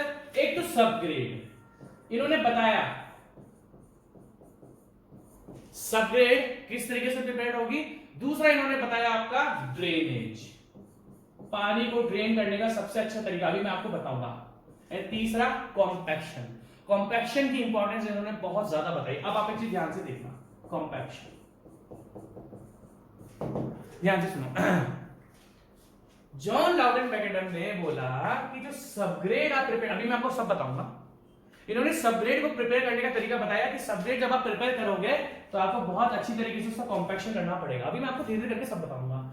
तो सबग्रेड देखो, रोड कंस्ट्रक्शन सबसे पहले सबग्रेड, जो सबसे नीचे सॉइल है, जो नेचुरल सॉइल है, उसको हम क्या करते हैं, कॉम्पैक्ट करके एक शेप दे देते हैं, जिस शेप को हम बोलते हैं क्रॉस स्लोप। सबग्रेड के ऊपर क्या होता है, सबबेस, सबबेस के ऊपर क्या होता है, बेस कोर्स, बाइंडर कोर्स। अब बाइंडर कोर्स का मैंने आपको बताया था कहीं पर होता है कहीं पर नहीं होता, जनरली एस्फाल्ट रोड में, तो बाइंडर कोर्स को अभी हम मिस कर देंगे। और सबसे ऊपर surface wearing course, surface wearing course. तो देखो सबसे नीचे ये, उसके ऊपर सबबेस, सबबेस के ऊपर बेस कोर्स, बेस कोर्स के ऊपर बाइंडर कोर्स, बाइंडर कोर्स के ऊपर सरफेस वियरिंग कोर्स। अब आपको इमेजिन कर रहा होगा कि हमने जो कंपोनेंट्स पढ़े हैं उसकी कितनी ज्यादा इंपॉर्टेंस है। मैं थोड़ा चिपकली का मुआयना कर लो, इधर तो नहीं है, पता लगे मेरे ऊपर चल रहा है, ठीक है, नहीं है, चिपकली का है, ठीक है। अब हम आगे की बात डिस्कस करें, ठीक है। अब ध्यान से देखना, तो इन्होंने ड्रेनेज के लिए बहुत अच्छी बात बताई। आपको एक चीज बताता हूं, रोड्स कभी भी देखो एक चीज होती है, क्या, EGL। मान लो कोई भी रोड है, तो उस रोड का देखा जाता है एग्जिस्टिंग ग्राउंड लेवल, सर्वे करके हम उसको कंपेयर करते हैं किसी मीन सी लेवल से। मैंने आपको सर्वे में बहुत अच्छी तरीके से बताया कि मीन सी लेवल क्या होता है, कैसे हम रेफरेंस लेते हैं पॉइंट्स का, कि मीन सी लेवल के रेफरेंस में पॉइंट ऊपर है या पॉइंट नीचे है। देखो मैंने आपको सर्वे में बहुत धांसू पढ़ाई है, लिटरली सर्वे मैंने आपको बहुत अच्छी पढ़ाई है, वैसे मैंने अपने सारे सब्जेक्ट बहुत अच्छे पढ़ाए। और हाँ, अब मैं आपको एक चीज सोच रहा हूं, ट्रांसपोर्टेशन के साथ जैसे ही मेरी यूनिट 1 कंप्लीट होगी, मैं शायद हाइड्रोलिक मशीन स्टार्ट कर दूं, हाइड्रोलिक मशीन्स फॉर स्टेज 2, क्योंकि हाइड्रोलिक मशीन से क्वेश्चन आ सकता है और हाइड्रोलिक मशीन हम स्टार्ट करेंगे, ठीक है। तो ट्रांसपोर्टेशन की जैसे ही यूनिट हो जाएगी, मैं सिर्फ हाइड्रोलिक मशीन्स को स्टार्ट कर दूंगा, क्योंकि हाइड्रोलिक मशीन्स थोड़ा मुझे ऐसा लगता है कि इस बार आपके एसएससी जेईई में हाइड्रोलिक मशीन से क्वेश्चन आ सकते हैं। तो मैं जितना कवर कर, मैं तो पूरा कंप्लीट कराऊंगा, बट कवर कराने तक अगर आपका एसएससी जेईई भी आ गया तो आपको फायदा मिल जाएगा। तो हम क्या स्टार्ट करेंगे, हाइड्रोलिक मशीन्स फॉर स्टेज 2, ठीक है। आगे की बात करते हैं। तो मैकडम साहब ने क्या बोला कि जो भी एग्जिस्टिंग ग्राउंड लेवल है, मतलब ग्राउंड लेवल मतलब मीन सी लेवल के रिस्पेक्ट में कितना ऊपर नीचे है, रोड हमेशा ऊपर बनाई जाती है। मान लो जैसे भी जो भी एग्जिस्टिंग ग्राउंड लेवल है, जैसे आज मैं इस फ्लोर पर खड़ा हूं तो इसका भी ग्राउंड लेवल होगा। तो अगर मान लो यही ग्राउंड लेवल है, दैट मींस जो जमीन क्या रेफरेंस है with respect to mean sea level, आप समझ रहे हो ना। मीन सी लेवल के रिस्पेक्ट में देखते हैं कितना पॉइंट ऊपर है या कितना पॉइंट नीचे है, ठीक है। तो रोड को हमेशा एग्जिस्टिंग ग्राउंड लेवल से थोड़ा सा ऊपर बनाना है, ताकि आप उसमें क्रॉस स्लोप या कैम्बर प्रोवाइड करो और पानी ड्रेन ऑफ होकर ईजीएल पर आ जाए। और जैसे मान लो यहाँ पे ईजीएल है, तो रोड थोड़ी इसके ऊपर बनाई जाएगी ताकि पानी ड्रेन होकर ईजीएल पर आ जाए और ईजीएल से पानी को ड्रेन कर दो। तो इन्होंने ये थ्योरी दी थी। अभी तक जितने भी लोग थे, टेलफोर्ड थे, ट्रेसेगी थे, इन्होंने कभी भी जो ग्राउंड लेवल था उसी भी रोड बना दिया करते थे, जो ग्राउंड लेवल था उसी पर रोड बना देते थे। बट हमारे मैकडम साहब ने क्या बोला, मैकडम ने बोला कि नहीं, आप एग्जिस्टिंग ग्राउंड लेवल पर रोड मत बनाओ, आप ग्राउंड लेवल से थोड़ी सी ऊपर। तभी आप देखना जब भी रोड बनाई जाती है वहां पर पहले फिलिंग करी जाती है। आज इतने सारे नेक्स्ट, देखो मैं एक चीज तो बोलूंगा एट प्रेजेंट इंडिया में हाईवे डेवलपमेंट जबरदस्त है, बहुत जबरदस्त हाईवे डेवलपमेंट हो रहा है इस टाइम पर, हाईवे प्लस रोड्स, है ना। अभी मैं आपको हाईवे क्या होता है, स्टेट रोड क्या होता है, सब धीरे करके बताऊंगा, ठीक है। बट बहुत जबरदस्त डेवलपमेंट है, मतलब मेरी आंखों को जो दिखता है उसमें तो रोड्स का डेवलपमेंट बहुत दिखता है मुझे। पहले भी हुआ है, ऐसी बात नहीं है, बट आज की तारीख में डेवलपमेंट बहुत ज्यादा है, क्योंकि जिस रोड को देखो यार मैं यूज करता हूँ वो डेवलप हो रही है, तो मैं यही बोलूंगा। और मेरी हमेशा तारीफ निकलती है उस रोड्स की, तो रोड्स तो अच्छी हो रही है, ठीक है, ठीक है। अब जो मैकडम साहब थे, मैकडम साहब ने क्या बोला, मैकडम साहब ने ये बोला कि नेक्स्ट आपका रोड को जो मैं कंस्ट्रक्ट करूंगा उसको मैं 4 लेयर में कंस्ट्रक्ट करूंगा। सबसे पहले सेम सबग्रेड, सबसे बॉटम वाला लेयर नेचुरल सॉइल फॉर्मेशन, सबसे पहले है सबग्रेड, सबग्रेड के बाद क्या आपका सबबेस, सबबेस के बाद क्या है, अब आप ध्यान से देखना, बेस कोर्स, बाइंडर कोर्स मैंने आपको बता दिया, हम बाद में डिस्कस करेंगे base course, and base course के बाद है आपका सरफेस वेयरिंग कोर्स। अब आप ध्यान से देखोगे सरफेस वेयरिंग कोर्स। सबसे पहले मैकडम साहब ने बोला कि जो भी आपका एग्जिस्टिंग ग्राउंड लेवल होगा, मान लो जो भी रोड्स है आपकी, आप उसमें सबसे पहले तो क्या करोगे, कॉम्पैक्शन करोगे। जो मतलब क्या करते हैं, हमेशा हम क्या करते हैं, जहां पर हम रोड बनाते हैं थोड़ी मिट्टी वहां से निकाल देते हैं और मिट्टी निकालने के बाद मान लो ये एग्जिस्टिंग ग्राउंड लेवल है, तो हम पहले यहाँ की मिट्टी निकालेंगे नहीं, उन्होंने बोला कि जो एग्जिस्टिंग ग्राउंड लेवल है पहले उसकी लूज मिट्टी निकालो, फिर उसमें मिट्टी भरो और उस मिट्टी को कॉम्पैक्ट करो। मिट्टी को जैसे ही आपका हार्ड स्टेट आ जाए उसको कॉम्पैक्ट करो, और कॉम्पैक्ट करने के बाद उसमें क्रॉस स्लोप प्रोवाइड करो 1/36 की, 1/36। अगर देखना है तो मैं आपको दिखा देता हूं, ये देखो आ गया, ये देखो, अब ध्यान से देखना ध्यान से देखोगे आप, देखो ये रही आपकी सब ग्रेड। ये डायग्राम आपको बनाना है, बहुत इंपॉर्टेंट डायग्राम है, किसी भी एग्जाम में आ जाएगा। देखो ये है बड़ा, ये सब ग्रेड क्या करा इन्होंने, देखना ध्यान से, ये मिट्टी आपकी जो भी है इन्होंने क्या करा, लूज सा निकाली, और ये आपका अलग अलग कलर में बनाना, दिस इज सब ग्रेड। ये आपकी देखो, अगर आप देखोगे तो राइज दिख रहा है, देखो अगर आप देखोगे तो इस पॉइंट के रेफरेंस में ये पॉइंट ऊपर दिख रहा है ना, अगर मैं देखो ये हॉरिजॉन्टल तो बिल्कुल स्ट्रेट दिख रहा है, और इसके रेस्पेक्ट में यहां का वर्टिकल पॉइंट और यहां का वर्टिकल पॉइंट में डिफरेंस है। क्यों? क्योंकि क्या करा इन्होंने, ये देखो ये सेंटर पोर्शन है रोड का और ये आउटवर्ड पोर्शन है, आउटवर्ड पोर्शन। तो मैंने आपसे क्या बताया कि क्रॉस स्लोप सेंटर से आउटवर्ड डायरेक्शन में दी जाती है, तो इन्होंने क्या करा, सेंटर से लेके आउटवर्ड डायरेक्शन में एक क्रॉस स्लोप को प्रोवाइड करा। अगर आप देखोगे तो यहां से लेके यहां तक इन्होंने क्रॉस स्लोप को प्रोवाइड करा, किसको, सबग्रेड को ही, सबग्रेड को क्रॉस स्लोप प्रोवाइड कितनी प्रोवाइड करी, 1/36। 1/36 का मतलब क्या है, 36 यूनिट्स ऑफ हॉरिजॉन्टल में 1 यूनिट ऑफ वर्टिकल बढ़ेगी। लाइक 36 mm में 1 mm बढ़ेगा, फिर अगले 36 mm में, अब दो 36 mm होंगे तो 1 + 1 2 mm, इस तरीके से ये क्रॉस स्लोप। देखो ये स्लोप है ना, लोगों को समझ में नहीं आती। 36 मींस होता है हॉरिजॉन्टल और 1 मींस होता है वर्टिकल। दैट मींस हर एक 36 में हर एक वर्टिकल बढ़ेगा। तो देखो यहां पर 0 था, 36 mm गए तो 1 mm बढ़ गया, फिर अगले 36 mm गए तो 1 mm तो ऑलरेडी बढ़ गया, तो 1 + दैट मींस 36 + 36 कितना हो गया 72। तो 72 में कितना डालना पड़ेगा, 2 mm। उसी तरीके से आगे आगे करते हैं इस तरीके से। तो सबग्रेड को क्या करा, पहले कॉम्पैक्शन करा, और कॉम्पैक्शन करते करते करते इन्होंने जो स्लोप प्रोवाइड करी वो कितनी प्रोवाइड करी आपकी 1/36। ठीक है, उसके बाद अगर आप ध्यान से देखो तो सबग्रेड के ऊपर के बाद जो हमारा सब बेस है, आपको ध्यान से देखना पड़ेगा। अब ध्यान से देखना, मैं लिख देता हूं, अलग अलग सुनाता हूं। ये यहां से लेके यहां तक है आपका सब बेस। ये डायग्राम आपको बनाना पड़ेगा, बहुत ही ज्यादा इंपॉर्टेंट है। देखो ये सबग्रेड है, नीचे वाली येलो कलर में बनाई थी, ये है आपकी सबग्रेड, सबग्रेड। अब ध्यान से आपको लेना पड़ेगा, सॉरी यार सब बेस, सॉरी सबग्रेड ही, सबग्रेड हम डिस्कस कर चुके, सब बेस, सब चिपली तो नहीं ना, सब बेस। मेरे को बहुत डर लगता है चिपली हो रहा है, डर नहीं लगता, वो पिलपिली सी होती है ना, लिबलिबी सी, अजीब सी, तो उसको देखते हैं। ठीक है, अगर हम सब बेस की बात करें तो सब बेस में इन्होंने क्या करा, सब बेस में इन्होंने ऐसे स्टोन्स के यूज करा। अब ध्यान से देखना, सब बेस में मैं इधर लिखता हूं, इसको मैं बाद में बताऊंगा। सब बेस, अब देखो आपने सब ग्रेड की स्लोप तो प्रोवाइड कर ही दी है, उसके ऊपर अब आप जो भी लेयर बनाओगे, अब आप उसके ऊपर जो भी लेयर बनाओगे वो सारी की सारी क्रॉस स्लोप मेंटेन करते हैं। लाइक सबग्रेड को अगर हमने स्लोप दे दी, अगर हमने सबग्रेड को, कहां गया वो, अगर हमने सबग्रेड को स्लोप दे दी तो इसके ऊपर जो भी लेयर बनाएंगे सब में स्लोप होगी। तो ध्यान से देखना, अगर मैं आपको ध्यान से दिखाऊं तो ध्यान से देखना, this is subgrade, this is सब बेस। अब देखना, दिस इज बेस कोर्स, ये मैं अलग कलर यूज करता हूं, है ना, नीला ले लेते हैं। दिस इज बेस कोर्स, मैं भी आपको सब बताऊंगा कि एग्रीगेट साइज क्या है, बेस कोर्स। और जो ऊपर, इसको नीला नीला ही बना लेते हैं, है ना, दिस इज बेस कोर्स। ठीक है, और सबसे ऊपर हम ले लेते हैं, कौन सा कलर लूं मैं, ब्राउन ले लूं, this is surface wearing course. ये सरफेस, डायग्राम जरूर बनाना, ये किसी भी एग्जाम में आ जाएगा आपका। भाई देखो मैं तो आपका स्टेज 2 ऑब्जेक्टिव के लिए पढ़ा रहा हूं, बट ऑब्जेक्टिव लेवल में मुझे एक चीज एक्सप्लेन करनी पड़ेगी। ये सेम टू सेम आपके SSC JEE level mains, SSC JEE mains में आ जाएगी, एक्सप्लेन मैगडम कंस्ट्रक्शन।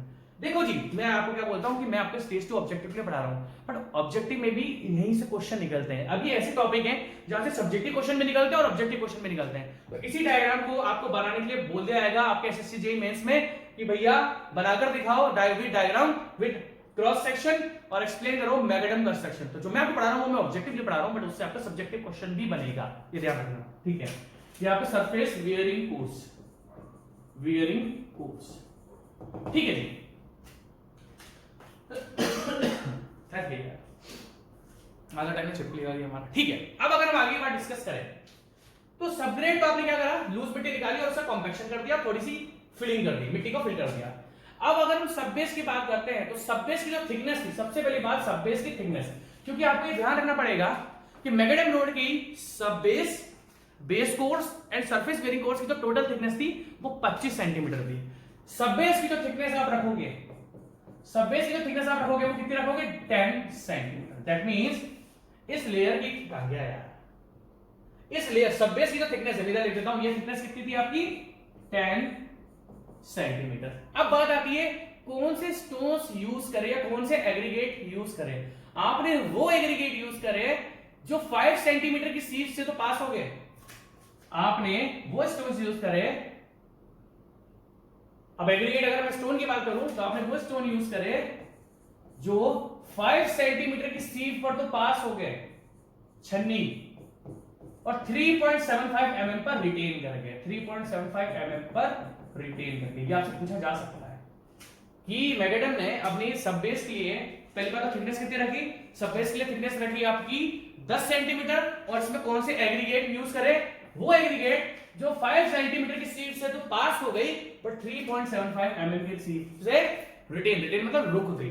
तो 5 सेंटीमीटर से जो पास हुआ और जो 3.75 पे रुक गए वो एग्रीगेट इन्होंने अपने सब बेस पर यूज करे। ठीक है, अब आते हैं बेस कोर्स की। जैसे कि मैंने आपको बताया कि मैग्नेटम ने अपना सब बेस, आपको याद होगा कि sub base, base course and surface bearing course की टोटल थिकनेस रखी थी 25 सेंटीमीटर। तो इन्होंने अपने बेस कोर्स की भी जो थिकनेस रखी वो रखी 10 centimetre.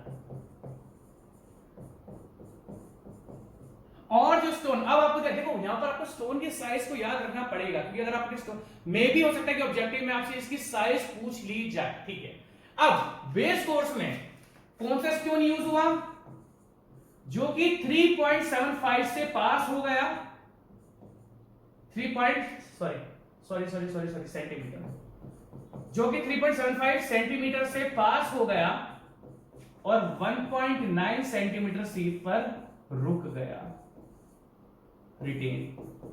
That means base course की थिकनेस कितनी रही आपसे सब पूछा जाएगा ऑब्जेक्टिव में, सब्जेक्टिव में, हर जगह। मैं आपको जो समझा रहा हूं ना ये टॉपिक ऑब्जेक्टिव सब्जेक्टिव दोनों के लिए है। CS2 चाहे कहने को ऑब्जेक्टिव है बट उसमें मेरे को आपको ऐसे टॉपिक एक्सप्लेन करने पड़ेंगे कि वो सेम टू सेम आपका सब्जेक्टिव भी बन जाएगा। कहने का मतलब है कि हाँ मैं स्टेज 2 आपको ऑब्जेक्टिव भी पढ़ा रहा हूं बट ये टॉपिक सब्जेक्टिव भी है और ऑब्जेक्टिव भी है, और ऑब्जेक्टिव के लिए भी मेरे को आपको सब्जेक्टिव की तरह समझाना पड़ेगा, बच्चों की तरह डायरेक्ट नहीं बता सकता आपको। ठीक है, तो सरफेस, हाँ ठीक है, हम बेस कोर्स पर आ गए। तो बेस कोर्स की जो थिकनेस है वो 10 सेंटीमीटर थी, और कौन से एग्रीगेट यूज करेंगे जो 3.75 सेंटीमीटर सीट से तो पास हो गए और 1.9 सेंटीमीटर सीट पर आपके रुक गए। ठीक है, अब बात आती है सरफेस बेरिंग कोर्स। अगर हम इधर आते हैं, सरफेस बेरिंग कोर्स की जो थिकनेस है इन्होंने बहुत कम रखी, कितनी, 5 सेंटीमीटर, दैट मींस 50 mm। ठीक है, अगर हम बात करें सरफेस बेरिंग कोर्स की, मैं आपको बता देता हूं, देखो जी, अगर हम बात करें सरफेस बेरिंग कोर्स की तो सरफेस बेरिंग कोर्स की तो थिकनेस कितनी है सरफेस बेरिंग कोर्स की, 5 सेंटीमीटर, 5 सेंटीमीटर। आज भी इतनी फॉलो, आज की रोड जो होती है सरफेस बेरिंग कोर्स का था BC, बिटुमिनस कारपेट। मैं आपको आगे बताऊंगा, जो काली लेयर होती है ना ऊपर की बिटुमिनस कारपेट, वो 50 mm तक रखी जाती है, कोई प्रॉब्लम नहीं, पर 5 सेंटीमीटर या 50 mm तक रखी जाती है। आज भी फॉलो यही होता है। सरफेस बेरिंग कोर्स जिसको बिटुमिनस कारपेट बोलता है, अगर वो बिटुमिनस रोड है तो उसकी थिकनेस आगे 50 mm रखी जाती है, मतलब 5 सेंटीमीटर रखी जाती है। इसमें वो स्टोन यूज हुए या एग्रीगेट यूज हुए जो पास हो गए 1.9 सेंटीमीटर सीट से।